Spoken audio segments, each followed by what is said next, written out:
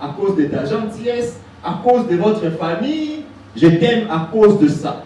Et c'est aussi un amour conditionnel. Il cesse dès que la raison d'aimer cesse. Si je t'avais aimé parce que tu étais belle et que les concours de circonstances fait que tu connaisses un accident, par exemple, mon amour baisse. Je t'aime parce que tu marches bien. Les jours où on va te tamponner par un motard, ou bien tu vas tomber sur une moto, c'est que les jours-là, tu ne sais plus bien marcher. Moi qui t'aimais parce que tu marches, tu avais une belle démarche, mon amour fait quoi? Baisse. Baisse. Parce que je t'aimais à cause de ta beauté. Je t'aimais à cause de ta démarche. Je t'aime à cause de tes jambes. Il y en a qui aiment à cause des formes. On est ensemble, hein? Oui, il y a des personnes qui ont marié à cause des formes. Mais nous savons tous qu'après la maternité, la femme change de forme. Maintenant, moi qui t'avais aimé parce que tu es mince, moi j'aime les filles minces. Je t'aime à cause de ta minceur. Et puis, première maternité, deuxième, troisième, tu la reconnais plus, tu dis, ah, moi je t'avais aimé à cause de ta. Tu commences à faire quoi? À chercher d'autres minceurs. Pourquoi? Parce que l'amour c'était à cause d'eux. Mais voici la troisième sorte. C'est amour en dépit d'eux. C'est le genre d'amour qui dit je t'aime en dépit d'eux. En dépit de ce que tu es ou en dépit. Donc c'est je t'aime malgré. On est ensemble, hein? Je t'aime malgré. Que tu sois beau ou laid. Que tu sois riche ou pauvre. Que tu me donnes ou que tu ne me donnes pas, moi je t'aime. Si tu bases ton amour par rapport à cette sorte de l'amour, si tu bases ton mariage par rapport à ça, sache que tu es en train de réussir ton mariage. Parce que tu n'as pas d'intérêt. Tu t'aimes malgré. Malgré qu'il n'a pas d'argent, je l'aime quand même. Malgré qu'il n'est pas... Elle n'est pas plus belle que toutes les femmes du monde, je l'aime quand même. Je l'aime comme ça. On est ensemble, hein? C'est ça l'amour que nous sommes en train de recommander. Cet amour se sacrifie pour l'autre. Cet amour veut le bonheur de l'autre. C'est l'amour sans intérêt. Alors, comme nous pouvons le remarquer, cette troisième sorte d'amour convient dans le mariage. Il est de loin le meilleur que les deux premiers que nous avons dit là. C'est l'amour par excellence qui doit fonder notre foyer. La Bible déclare dans Romains 5, 5, je ne sais pas si on a des Bibles, vous avez des Bibles ici? Notez, nous allons lire. Quand un homme a reçu Christ dans sa vie, il a aussi reçu le Saint-Esprit qui est l'esprit d'amour. L'esprit d'amour. Dans Galates, on nous parle du fruit de l'esprit. Et c'est grâce à Dieu que nous sommes capables d'aimer. Et donc, merci beaucoup maman. Et donc, c'est très important que nous puissions avoir Dieu pour que nous puissions savoir aimer. La Bible dit que Dieu est amour. Alléluia. Dieu est amour. Donc, on peut aimer en dépit d'eux que si nous avons l'amour de Christ en nous. C'est pourquoi j'ai dit le mariage est divin. Avant, j'étais en train de penser que le mariage était chrétien. J'étais en train de le dire. Mais je me suis rendu compte que le mariage n'est pas chrétien. Mais le mariage est divin. Le mariage n'a pas commencé avec Christ. Le mariage a commencé avec Dieu. Alors Dieu est amour. Et si tu n'as pas Dieu, ne dis pas que tu aimes. Parce que la Bible dit que celui qui n'a pas connu Dieu, Dieu est amour. Celui qui n'a pas connu Dieu, il ne peut pas aimer. Alléluia. Amen. Je suis content parce que nous sommes tous enfants de Dieu. Quatrième secret, c'est savoir désamorcer les disputes. C'est très important. Il ne faut pas se mentir, les disputes sont inévitables dans le mariage. Les disputes, ça ne manque jamais. Les conflits, ça ne manque jamais.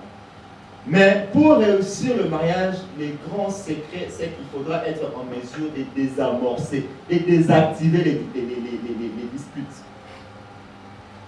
Le mariage ne peut pas durer si vous n'êtes pas en mesure de gérer les conflits, de désamorcer cela.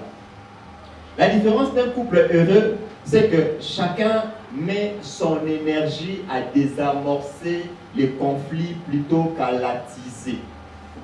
Au lieu de faire monter la pression, de lancer des accusations uniquement pour avoir le dernier mot. Vous savez, je dis souvent dans le mariage, à un moment tu peux avoir raison, mais tu laisses la raison à l'autre pourvu qu'il y ait la paix. Et là, ça demande de la maturité. Quand tu n'es pas mature, tu ne vas pas démarrer. Le mariage, ce n'est pas pour les enfants. Si tu veux toujours avoir les derniers mots, toujours avoir raison, dans chaque dispute, c'est toi qui as raison, tu es en train d'échouer dans ton mariage. Parce que des fois, on a besoin de laisser à l'autre la raison, pourvu qu'il y ait la paix. Papa Lucien nous a parlé des concessions.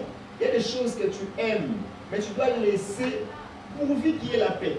Et le mariage ne peut durer. Tu ne peux réussir que si tu es en mesure de faire des concessions, de t'adapter à certaines choses. Moi là, il y avait des choses que j'aimais faire, mais que ma femme n'apprécie pas. Pour la paix, pour que je réussisse mon mariage, j'ai fait quoi? Je laisse. Je laisse. Il y a des disputes qui peuvent s'élever. Pour continuer à demander qui a raison, qui a tort, pourquoi tu as dit ça, pourquoi tu n'as pas dit ça, pourquoi tu as fait ça, pourquoi tu n'as pas fait ça, on fait passer le temps inutilement. On dit, ok, ça va, qu'est-ce qui se passe ici? Quel est le problème? Qu'est-ce que nous devons faire pour arrêter ça? Ça demande de la maturité, de la sagesse et aussi de l'amour.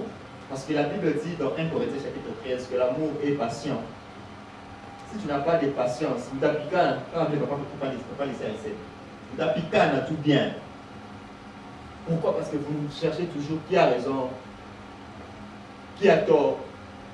Il y aura toujours quelqu'un qui aura raison. Mais s'il ne veut pas comprendre que l'autre a tort, en tout cas, vous ne saurez pas avancer.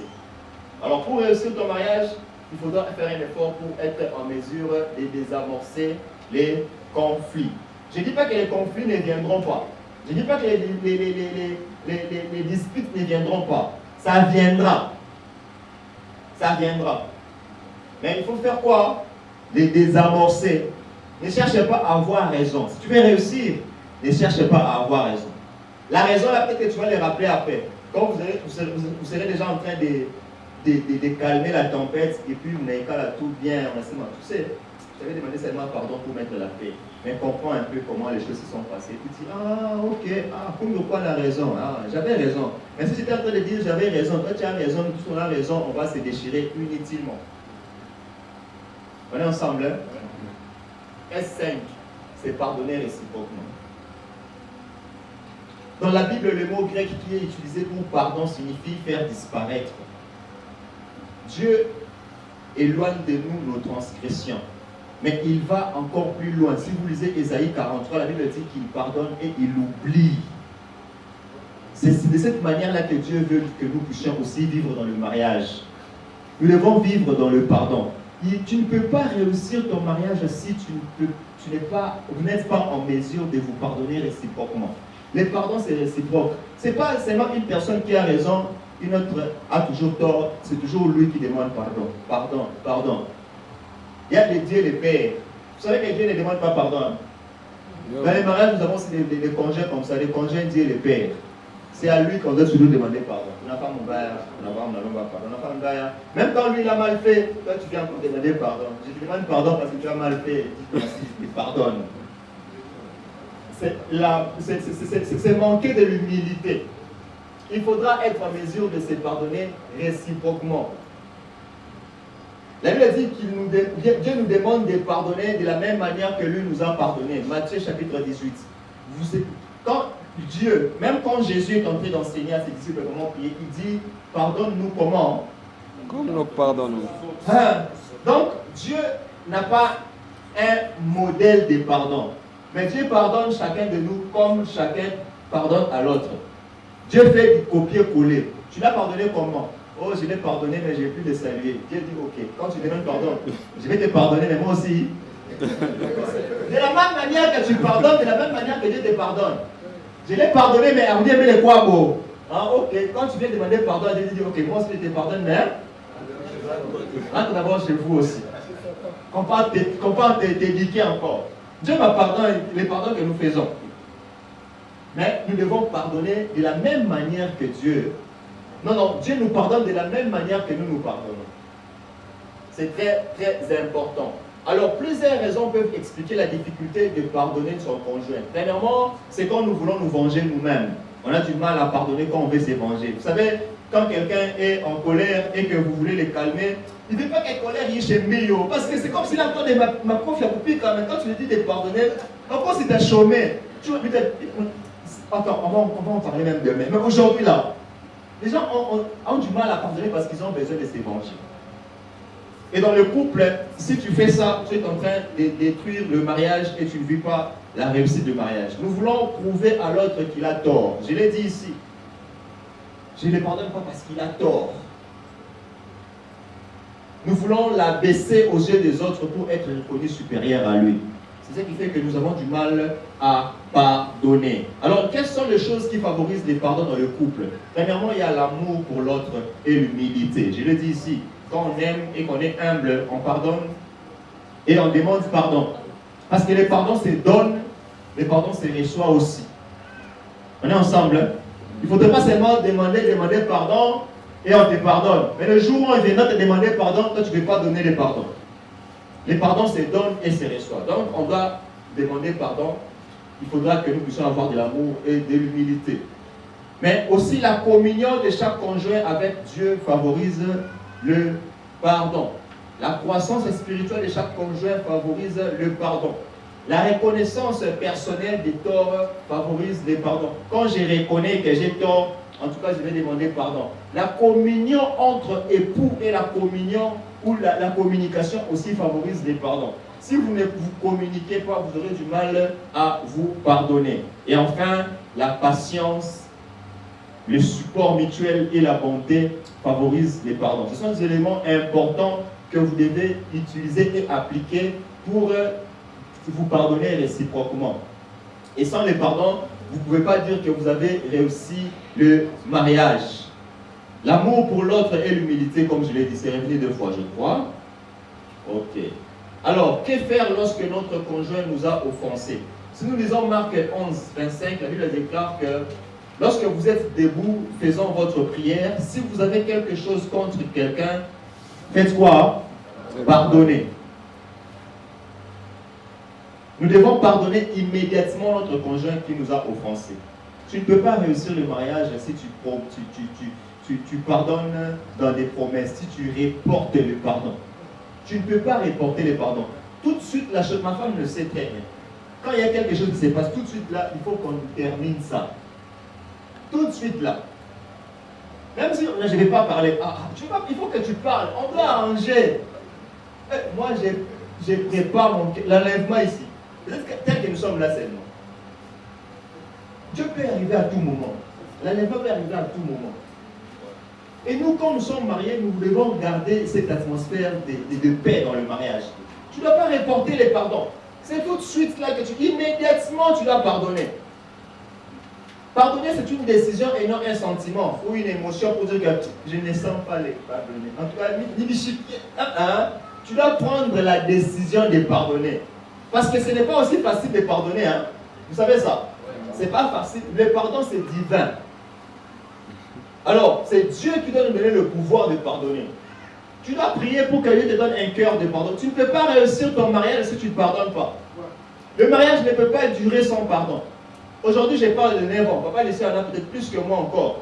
Mais vous pensez que depuis qu'ils ont commencé avec maman jusqu'à aujourd'hui, là, il n'y a pas eu de problème. Il n'a jamais fait du mal. Même maman n'a jamais fait du mal. Mais si aujourd'hui vous le voyez ensemble, c'est parce qu'il y a eu pardon. Et puis la Bible dit que Dieu pardonne et il oublie. Il ne faut pas pardonner et puis tu te rappelles, tu avais pardonné, je t'avais pardonné. Jésus dit qu'il faut pardonner combien de fois? 77 fois 7. Par année ou bien par jour? Par jour. Par jour. Et puis par jour, là, c'est par rapport à offense moya. Par acte. Par acte. Donc s'il t'a tapé, il t'a insulté, tu les pardonnes 77 fois 7 pour les frappes, 77 fois 7 pour l'insulte. Tu vois, c'est pour dire qu'il faut seulement pardonner. Si tu commences les calculs là-bas, tu vas t'embrouiller. Il faut être prêt à pardonner. Alors, que faire lorsque notre conjoint nous a offensés? Deuxième, c'est, nous devons, la Bible dit dans Matthieu 18, 5, 15, pardon, Galates 6, 1, si ton frère a péché, va et reprends-le entre toi et lui seul. S'il t'écoute, tu as gagné ton frère. Donc, parfois, il est nécessaire de parler à notre conjoint au sujet de l'offense. Il ne faut pas dire qu'en tout cas, bon, j'ai l'attends, il est au monde tout. Il faut appuyer à vous dire. Comment est-ce qu'il ne peut pas comprendre qu'il m'a fait du mal? Non, toi tu as compris qu'il t'a fait du mal. Quelqu'un m'est passé ici, à Rupékaï, et puis il passe. Tu as mal là-bas, tu attends qu'il revienne pour demander pardon. Et pourtant, lui, il ne sait même pas qu'il t'a offensé. Qui a mal? C'est toi. Alors, avant que je demande pardon, il faut que tu me dises que non, papa, quand je suis passé ici, tu as marché sur moi. Ah, je ne savais pas, en tout cas, pardonne-moi. Il n'a pas. Mais toi, tu dis, c'est troisième fois, il a côté, dit troisième fois. Troisième fois, lui-même, il ne se rappelle même pas depuis une fois. Ou tu commences à maigrir même pour rien. Parle, va vers la personne. Il a dit, s'il a péché, qu'est-ce que tu fais? Va, reprends-le. Va et reprends-le. Tu vas vers ta femme. Chérie, en tout cas, ce que tu as fait ici. Ça va de même bien pour les fiancés. En tout cas, je n'ai pas aimé. Tu devais m'appeler, mais tu ne m'as pas appelé. Ah, je ne savais pas. Il peut t'expliquer, peut-être que le téléphone, il va nous le battre. Ah, ok, au moins, j'ai pensé que tu avais refusé. Non, je n'ai pas refusé. Parlez. Et puis la chose passe. Si elle avait fait ça exprès, je demande pardon. Et puis, ça fait quoi? Ça passe. Alors, quelques conseils pour pratiquer les pardons. Premier conseil, c'est qu'il nous sera difficile d'offrir les pardons à notre conjoint si nous savons que nous aussi, à un autre moment, nous pouvons commettre une faute. C'est facile si on sait que c'est vrai qu'il a mal fait. Mais à tout moment, moi aussi, je peux mal faire. Quand tu te mets dans cette position-là, directement, tu vas pardonner. Parce que tu as dit, si je ne les pardonne pas maintenant, bon, peut-être que moi, je peux aussi tomber dans quelque chose de plus grave que ça. Il vaut mieux n'y pardonner, il y avait déjà mon point. Comme ça, moi, quand j'ai réalisé, je lui disais, tu vois, moi aussi, je t'avais pardonné. Toi aussi, match nul. Mais si toi, tu ne veux pas pardonner, tu penses que toi, tu es Dieu le Père, tu ne pêches pas. Un jour, c'est un jour. Tu viendras demander pardon, on va te rappeler. On te rappellera. Et toi aussi, je t'avais demandé pardon, je ne t'avais pas pardonné. Donc, c'est facile de pardonner si on se rend compte que nous aussi, on peut tomber dans les mêmes erreurs. Nous pouvons pardonner facilement lorsque nous avons conscience que nous-mêmes, nous avons besoin d'être pardonnés à cause de nos faiblesses. L'amertume, la haine, la rancune sont des poisons pour notre corps et pour notre santé. Alors, pardonner, c'est refuser de garder ces choses dans notre cœur et préserver ainsi sa santé physique. Celui qui ne pardonne pas, il souffre en lui-même. Vaut mieux de pardonner. Tu veux réussir ton mariage, pardonne. Tu ne perds rien. Ce n'est pas un problème, mais tu dégages seulement ton cœur pour éviter de souffrir. Nous pardonnons facilement notre conjoint si nous croyons que Dieu opérera les changements nécessaires dans sa vie. En pardonnant, nous donnons la possibilité à Dieu d'agir. Je te pardonne. Jésus disait, n'est-ce pas? Je te pardonne. Va et ne fais quoi? Je donne à Dieu l'occasion de travailler. Je lui donne la possibilité de changer. Vous savez, si tu pardonnes quelqu'un quelque chose, il aura du mal à tomber encore dans la même chose parce qu'il dira, je vais encore lui demander pardon pour la même chose. Il va faire attention à lui. Mais si tu ne lui as pas pardonné, il dira, bon, lui, il est un homme aussi gros. Vous savez, il y a des gens qui font comme ça. Une personne, il ne m'a pas pardonné. Je vais faire quoi? Il m'a rattrapé. Je l'ai attrapé avec une petite fille. Et puis, j'ai bien demandé pardon. Il ne peut pas me pardonner. Bon, il m'a dit, deux filles. De toutes les façons, déjà pour elle ne m'a pas pardonné. Bon, vaut mieux que je continue dans le mal. Le jour où elle va me pardonner, bon, je viendrai dans tous les cas. On me pardonne en gros. Et pourtant, si tu l'avais déjà pardonné pour le 1, il va dire, les pardons là, je les ai reçus difficilement, je ne reviendrai plus dans ces malices. Alors, sixième secret, c'est pratiquement le dernier, nous allons aller vite, c'est dans je suis en train déjà de chuter. Je suis allé vite parce que il fallait aller vite. Amen. Amen. La communication, c'est un secret, c'est très important dans le foyer. Pour réussir le mariage, tu ne peux pas réussir le mariage sans communication. La communication est importante. Ça nous permet de mieux se connaître pour mieux comprendre et mieux s'aimer. Le manque de communication ou la mauvaise communication, c'est la base de beaucoup de conflits et de divorces dans le foyer. Nous pouvons dire que la communication, c'est le cœur même du mariage. Vous ne pouvez pas réussir votre mariage si vous ne communiquez pas ou si vous communiquez mal. Ça, c'est tout un module. J'avais eu du mal à tirer l'essentiel dans ces modules ici de la communication parce que c'est tellement vaste. Ce n'est pas seulement parler. La communication n'est pas seulement discuter. Parce qu'un bavard ne communique pas nécessairement. C'est lui qui, pour l'enseignement, il loba, ne communique pas. Il y a des gens qui bavardent. La communication, c'est différent. Communiquer, c'est partager honnêtement ce qui se trouve au plus profond de son cœur dans le but d'être connu par l'autre. Quand je communique, c'est que je te dis ce qu'il y a dans mon cœur. Je veux que tu puisses me connaître, que tu puisses me comprendre. Ce qui fait que la communication, ce n'est pas seulement dire, mais la communication, c'est tout mon être. Je communique tout mon être. Alors, la véritable communication suppose le respect de l'autre. Je ne peux pas prétendre communiquer si je ne respecte pas l'autre. C'est l'estime de l'autre. La communication demande de l'attention. Voilà pourquoi, quand vous êtes au salon, vous êtes en train de parler, tu parles à ta femme, si elle est peut-être concentrée, soit sur son téléphone, ou bien à la télé, c'est pas une chiquille. Est-ce que tu vas continuer à parler? Parce que tu as besoin de son attention. Il faut que tu sentes quelqu'un qui a déposé son téléphone et puis il t'écoute. C'est ça la bonne communication. Ça demande l'écoute de l'autre. Ça demande l'absence de la manipulation. Il y a des personnes qui manipulent les autres. Il fait un comportement tel qu'il t'oblige à faire certaines choses. Qu'est-ce que je dis mal? Bon, toi, tu évites de parler parce qu'elle va pleurer. Et elle te manipule comme ça, même si j'ai fait du mal. Je dis, seulement, quand elle va commencer à dire quoi que ce soit. Mais tu as dit à quoi? Ah bon, ça va, tu as les vaches. On a raison, hein? Tu as les inaïch. Ça, c'est pas la communication, c'est la manipulation. La communication, une bonne communication demande l'absence de la manipulation. Alors, ici, nous allons vite pour dire que la communication, nous pouvons communiquer par la parole, nous pouvons communiquer par les écrits, même notre corps communique. Les rapports sexuels, c'est une communication par l'excellence. Alléluia. Les mariés, nous sommes là. Les fiancés, vous êtes là. Vous êtes partis déjà. Vous êtes là. Vous ne communiquez pas d'abord par ça.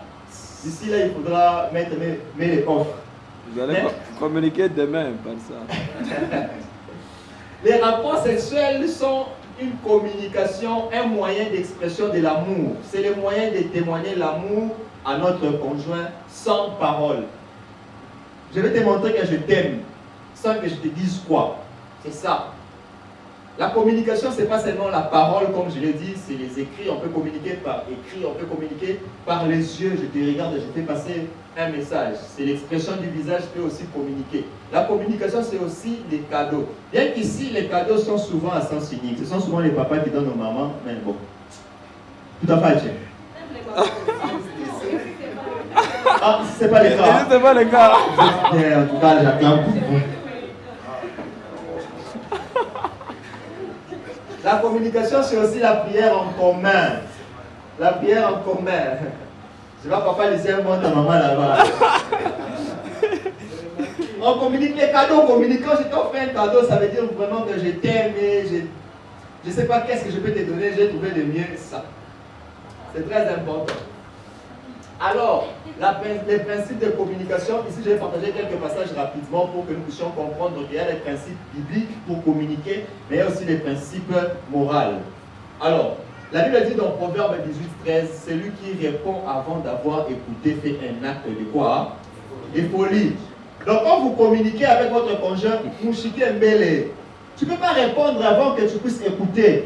Tu ne peux pas commencer à passer à Israël. Pourquoi tu habites en vie? C'est ça? Oui. Ça, c'est pas communiquer. Le principe biblique de communiquer, c'est écouter avant de répondre. Deuxièmement, Proverbe 15-28, le cœur du juste médite pour répondre. Mais la bouche des méchants répond des méchancetés. Avant de parler, d'abord, qu'est-ce que tu fais? Tu écoutes avant de répondre. Maintenant, deuxième principe, avant de parler, qu'est-ce que tu fais quoi? Tu médites d'abord. Les Français disent qu'il faut faire quoi? Il faut tourner la langue. Tu réfléchis sur ce que tu vas dire avant de répondre. Troisième principe, la Bible déclare c'est pourquoi renoncer au mensonge. Une bonne communication éloigne les mensonges. On doit se communiquer, mais qu'est-ce qu'on se dit? Si on ne se rend compte que les mensonges, nous ne communiquons pas. Même si j'ai réfléchi avant de dire, mais si j'ai réfléchi sur les mensonges, ce n'est pas communiquer. Proverbe 17,4, le méchant est attentif à la lèvre inique. Les menteurs prêtent l'oreille à la langue pernicieuse. Donc, dans la communication, nous devons éloigner tout ce qu'il y a comme un mensonge. Parce que les mensonges, ça entre dans le compte de la manipulation. Papa Lucien a dit qu'il faudra que nous puissions être quoi? Transparents. La communication demande de la transparence. Une réponse douce calme la fureur, mais une parole dure excite la colère. Comment est-ce que vous communiquez? Qu'est-ce que vous dites? Et comment vous le dites? Vous pouvez avoir raison, mais quand vous employez des mots durs, vous créez la colère, vous allumez encore le feu. Alors tu ne peux pas réussir ton mariage si ta communication c'est toujours des mots là durs. Tu blesses toujours l'autre quand tu parles. Alors il va préférer se taire, mais il ne va même pas vouloir se mettre à la table de la communication parce que quand il va commencer à t'écouter, tu vas le blesser. Il faut choisir les mots douces. Même si l'autre a tort, mais comment tu les réponds? C'est avec amour que tu dois parler à l'autre.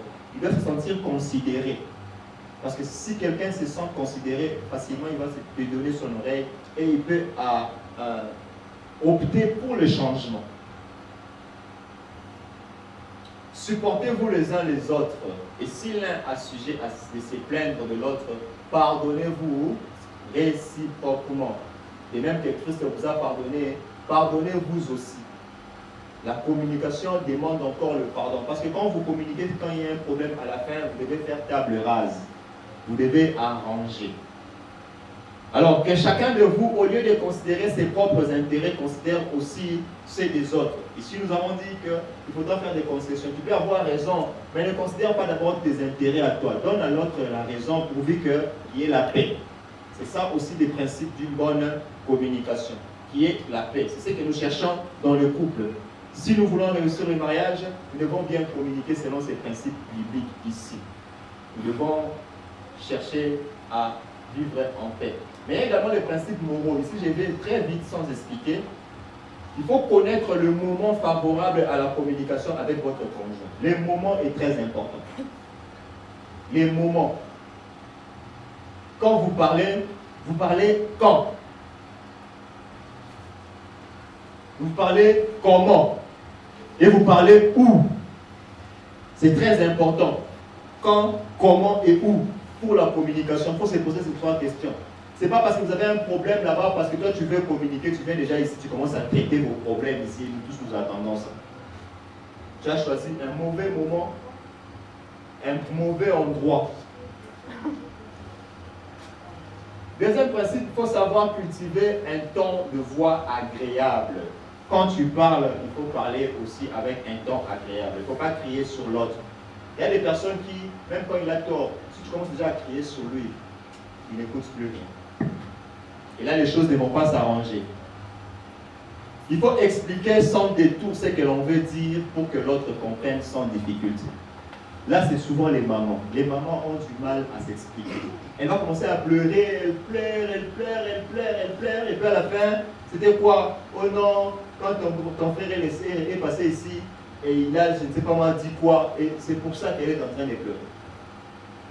Elle veut demander quelque chose, elle commence d'abord ma politique, moi, il est fou, tu ne sais pas comprendre. Il faut être bref. Au lieu de faire des détours, soyons brefs. Il est possible de laisser l'interlocuteur nous poser des questions pour le comprendre bien, au lieu de faire beaucoup de gymnastique. La communication. Les conjoints doivent être positifs, c'est-à-dire optimistes, alors qu'ils s'engagent à communiquer. Il faut éviter de dénigrer son conjoint ou de le sous-estimer. Dans la communication, tu considères ce que Papa Lucien a dit aujourd'hui. C'est que malgré son niveau intellectuel, mais soit dans la position de savoir que dans notre échange, je peux tirer quelque chose d'important de ce qui va sortir de l'autre.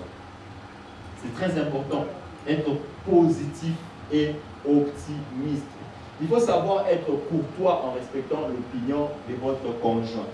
Ce n'est pas parce que vous avez des divergences des opinions que vous êtes anormal ou bien que vous ne pouvez pas vivre ensemble. On est des personnes différentes et donc c'est possible que nous puissions avoir des avis aussi différents. Mais il faut respecter la vie de l'autre. Si tu veux toujours avoir raison et que l'autre ait toujours tort, tu es en train de faire souffrir le mariage. Il faut être sensible aux besoins exprimés par le conjoint. Donc il faut considérer ce que l'autre est en train de dire et comprendre ses besoins. S'il a besoin que quelque chose puisse changer, il faut être prêt aussi à changer.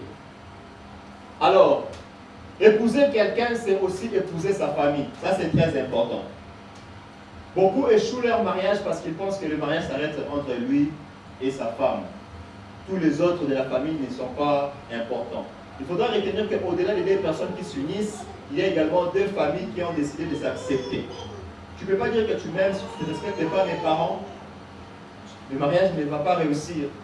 Tu ne peux pas dire que tu m'aimes si tu n'obéis, si tu ne respectes pas mes frères et sœurs. Le mariage ne va pas réussir. Les relations entretenues avec les belles familles jouent un rôle très important dans l'équilibre du couple et même dans l'équilibre des enfants. Si les belles familles ne s'entendent pas, en tout cas, vous ne serez pas aussi heureux dans votre couple.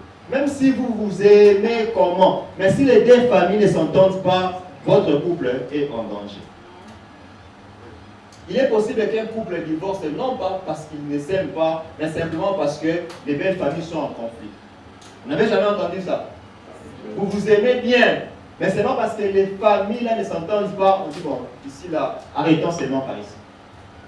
Il y a même des fiançailles qui n'aboutissent pas au mariage. Pourquoi? Parce que les deux familles ne s'entendent pas. Donc il faudra être vraiment conscient que pour réussir son mariage, l'un des secrets, c'est que épouser quelqu'un, c'est aussi épouser sa famille.